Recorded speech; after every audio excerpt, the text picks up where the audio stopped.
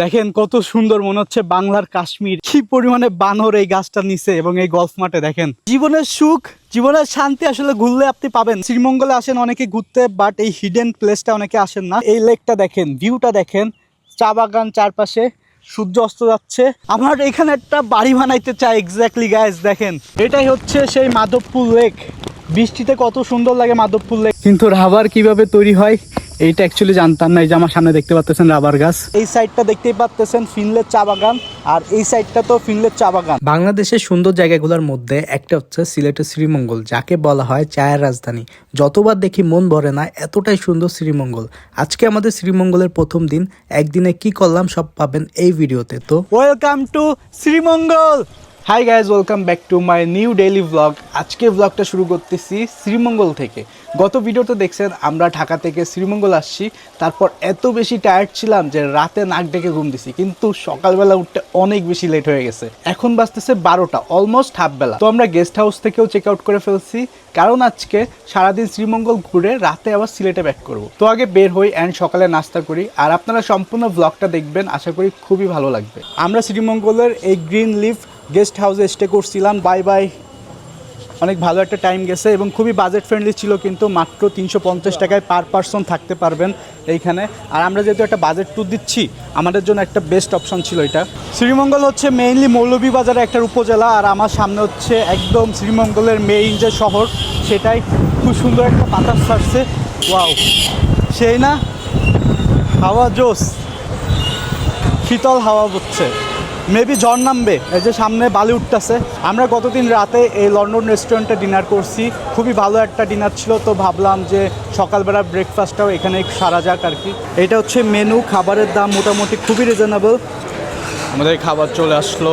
সকালবেলা আমরা মাত্র 40 টাকায় ব্রেকফাস্ট করতেছি। এইখানে ডাল আছে আর পরোটা। শ্রীমঙ্গলের শান্তির বৃষ্টি, এত গরমের পর কি অসাধারণ ওয়েদার, মানে সেই বৃষ্টি হচ্ছে, ঠান্ডা ভাইব চলে আসছে। হাসিন, তুমি কি পারদর্শী যে বার্গেটিং করতে নাকি? মোটামুটি দেখি, চেষ্টা করতে হবে। কি মনে হয় আমরা কি পারবো 600-700 টাকায় হাফ বেলা ঘুরতে? মামা আপনি চার্জ দেন ভাড়া কত আছে? নেটওয়ার্ক গুগলের চার্জ দিলে কিন্তু ওই 200 টাকা কম রাখো মা। আমরা আর কি সারা দিনের জন্য 1100 টাকায় এই সিএনজিটা রিজার্ভ করছি। বাইরে খুব সুন্দর বৃষ্টি হচ্ছে, এই বৃষ্টির মধ্যে আমরা শ্রীমঙ্গল ঘুরবো, কি যে মজা হবে। সেই ভাই, সে একদম পারফেক্ট ওয়েদার, পারফেক্ট ওয়েদার। আমাদের গরম করছে। একটা উপজেলা যে এতটা সুন্দর হইতে পারে, যেটা আপনারা শ্রীমঙ্গল না আসলে বুঝতেই পারবেন না। আর একটু পরে আমরা যখন চা বাগানের ভিতর যাব, তখন আসল সৌন্দর্য আপনারা উপভোগ করতে পারবেন। শ্রীমঙ্গলের ভিতর যতগুলা সুন্দর চা বাগান আছে, তার মধ্যে একটা হচ্ছে এই নূরজাহান টি গার্ডেন। দেখেন টিলার উপরে চা বাগান, এই সাইডেও গ্রিন, এই সাইডেও গ্রিন, তার মাঝখান দিয়ে সুন্দর একটা মেঠো পথ, আকাশে মেঘলা ওয়েদার, বৃষ্টি পড়তেছে গুড়ি গুড়ি, কী যে শান্তি লাগতেছে গাইস। মানে জীবনের সুখ, জীবনের শান্তি আসলে ঘুরলে আপনি পাবেন, দেখতে পাবেন। এত সুন্দর ভাইব, এত সুন্দর এনভায়রনমেন্ট আপনার কোথাও পাবেন না। আপনাকে প্রকৃতির রিয়েল সৌন্দর্য দেখতে হলে শ্রীমঙ্গলে একবার হলে আসতে হবে এবং চা বাগানে ঘুরতে হবে। দেখেন কি সুন্দর করে আমরা একদম শান্তি করে নিঃশ্বাস নিতে পারতেছি গাইস, মানে কল্পনার বাইরে। আমার এত জোশ লাগতেছে, সামনে যতটুকু যাচ্ছি ততই শান্তি, মানে সবুজে ঘেরা প্রকৃতি। জোস। এই যে চা পাতা তুলতেছি বাগান থেকে। এগুলো কি উপরের কচি পাতাগুলো তুলতে হয় না? এইগুলো কিভাবে চাই রূপান্তরিত হয়? আচ্ছা, এটা কি শুকাইতে হয় আগে নাকি? কেমন লাগতেছে নূরজাহান টি গার্ডেন?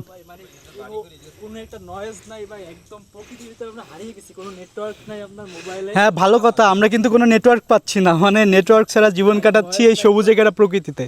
একদম পারফেক্ট টাইম আছে। খুলনা তো অনেক গরম ছিল, তারপর হচ্ছে ছিল আপনার এইখানে বৃষ্টি হচ্ছে, দেন চারিদিকে হচ্ছে ওয়েদার কি বেস্ট। বারোর সাথে সাথে বৃষ্টি দিয়ে বরণ করছে আমার। এখানে আসলে আসলে মনটাই ঠান্ডা হয়ে যাবে। কি সুন্দর প্রকৃতি, ওয়াও, শান্তি এখানে, আসলে জীবনের শান্তি এখানেই। আমার এখানে একটা বাড়ি বানাইতে চাই এক্স্যাক্টলি গাইস। দেখেন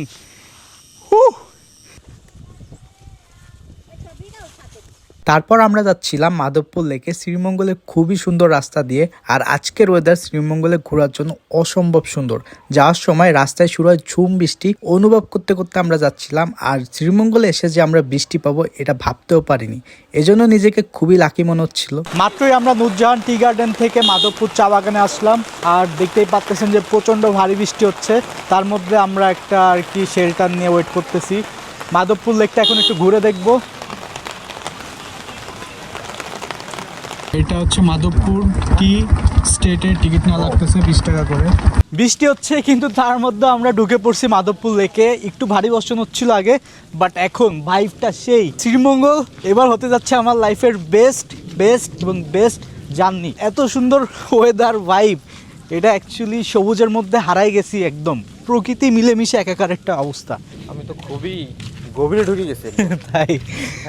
আর এই যে ভাই কি বলবো ভাই, আমার বলার কোনো ভাষা নাই।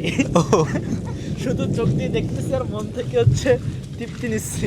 চারপাশে চা বাগানের মাঝে এত সুন্দর একটা লেকে বৃষ্টি উপভোগ করা আমার জন্য নতুন একটা অভিজ্ঞতা ছিল। বৃষ্টির মধ্যে শ্রীমঙ্গল কতটা ম্যাজিক্যাল দেখতেই পারতেছেন, একদম ড্রিমি। এই ওয়েদারে লেকটা দেখতে অনেক বেশি সুন্দর লাগতেছিল। সিলেটের মানুষ কতটা ভালো, অমায়িক আপনারা দেখেন। আমরা মাধবপুর লেকে আসছি, বৃষ্টি পড়তেছে, বাট এইখানে যে চা শ্রমিক তারা কাজ করতেছিল, এখানে শেল্টারে বসেছিল। আর সেখান থেকে আমাদের মাথার টুপি, তারপরে এই যে একটা ওয়াটারপ্রুফ জ্যাকেট তারা যেটা পরেছিল সেটাই আমাদেরকে দিতে।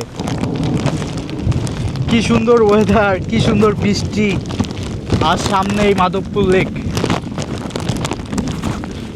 বৃষ্টিতে শ্রীমঙ্গল আসলেই অনেক সুন্দর। গাইজ, আমার সামনে আপনারা যে মাধবপুর লেকটা দেখতে পাচ্ছেন, এটা কিন্তু 1965 সালে 50 একর জায়গার উপরে তৈরি করা হয়েছে। 3টা টিলা বা পাহাড় ছিল, সেগুলো কাটা হয়েছিল আসলে চা চাষ করার জন্য। তার মাঝখানে একটা লেক সৃষ্টি করা হয়েছে, এটা হচ্ছে একটা কৃত্রিম লেক। এবং আপনারা দেখতে পাচ্ছেন এই লেকে কিন্তু একদম পানি ভরপুর। সবসময় বৃষ্টি নামে, সেই বৃষ্টির পানিতে আর কি এই লেকটা একদম টইটুম্বুর করে। এই যে দেখেন এইখানে মাছ ধরতেছে। কোনো মাছ উঠছে আজকে ভাইয়া? না।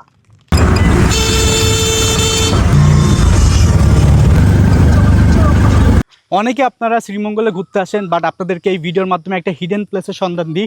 আমার আশপাশে দেখতে পাচ্তেছেন রাবার বাগান, কত সুন্দর, কত বড় রাবার বাগান, তার পাশে চা বাগান, এবং তার মধ্যে একটা গল্ফ মাঠ। আর এটা হচ্ছে শমশেরনগর গল্ফ মাঠ। এই জায়গাটায় কিন্তু সচরাচর মানুষজন তেমন একটা আসে না, সবসময় ফাঁকা থাকে আর কি। শ্রীমঙ্গল আসলে অবশ্যই আপনারা সিএনজি করে এখানে একবার ঘুরে যাবেন, আপনার কাছে খুবই ভালো লাগবে। কত সুন্দর ভিউ, ওয়াও, কি শান্তি, খুবই সুন্দর লাগতেছে জায়গাটা। এই লেকটা দেখেন, ভিউটা দেখেন, চা বাগান চারপাশে, সূর্য অস্ত যাচ্ছে। আর এই সাইডে হচ্ছে বড় একটা টিলার উপরে চা বাগান। আর এই যে সামনে দেখেন কি পরিমাণে বানর এই গাছটার নিচে, এবং এই গলফ মাঠে দেখেন সব বানরের বাচ্চা খুব এনজয় করতেছে। কমলগঞ্জের শমশেরনগর গল্ফ মাঠে আসার পর আমার কাছে সবকিছুই মুভি সিনের মতো মনে হচ্ছিল এটা দেশের বাইরের কোনো একটা জায়গা। প্রকৃতি যেন নিজ হাতে এঁকে রেখেছে এখানে। এই সৌন্দর্য শুধু চোখে দেখার না, মনে রাখার মতো, এতটাই সুন্দর। আর আনএক্সপেক্টেড ছিল, এখানে অনেক পরিমাণে বানরের দেখা পাইছি, মানে এটা কল্পনাতেও ছিল না আমার মনে হয় সুন্দরবনেও এত পরিমাণে বানর দেখা যায় না। আমরা তো ছোটোবেলায় অনেক পেন্সিল দিয়ে তো খাতায় লিখছি, আর সেটা মোছার জন্য তো রাবারের প্রয়োজন হইতো, কিন্তু রাবার কিভাবে তৈরি হয় এইটা অ্যাকচুয়ালি জানতাম না। এই যে আমার সামনে দেখতে পাচ্ছেন রাবার গাছ, এখানে যে রসটা বেরোচ্ছে বা আঠালো যে জিনিসটা গাছের, এর মাধ্যমেই কিন্তু রাবার তৈরি হয়ে থাকে। আর আশপাশে কিন্তু সব রাবার বাগান, অনেক বড় একটা বাগান এখানে। এই সাইডটা দেখতেই পাচ্ছেন ফিনলের চা বাগান, আর এই সাইডটা তো ফিনলের চা বাগান। কত গ্রিন দেখেন আপনারা, তার মধ্যে হালকা হালকা গুড়ি গুড়ি বৃষ্টি পড়তেছে। কি যে অসাধারণ দৃশ্য আর ভিউ, মানে এখানে আসলে মনটাই জুড়ায় যায়, এত সুন্দর। গ্যাস 5টার পরে কিন্তু শ্রীমঙ্গলে ঘোরা আর মোটেও সেফ না, অ্যান্ড সব ঘোরার জায়গাগুলো বন্ধ হয়ে যায়। তাই আমরা সন্ধ্যার পরে ব্যাক করে চলে আসছি। এই ব্লগটা এখানে শেষ করতেছি। কেমন লাগছে ব্লগটা আপনারা অবশ্যই কমেন্টে বলবেন। আর সামনে কিন্তু আমার চ্যানেলে আরও অনেক সুন্দর সুন্দর ব্লগ আসতেছে, সেগুলো দেখার জন্য কিন্তু চ্যানেলটা সাবস্ক্রাইব করতে হবে। দেখা হবে পরবর্তী ভিডিওতে। সে পর্যন্ত সবাই ভালো থাকবেন, সুস্থ থাকবেন। আল্লাহ হাফেজ।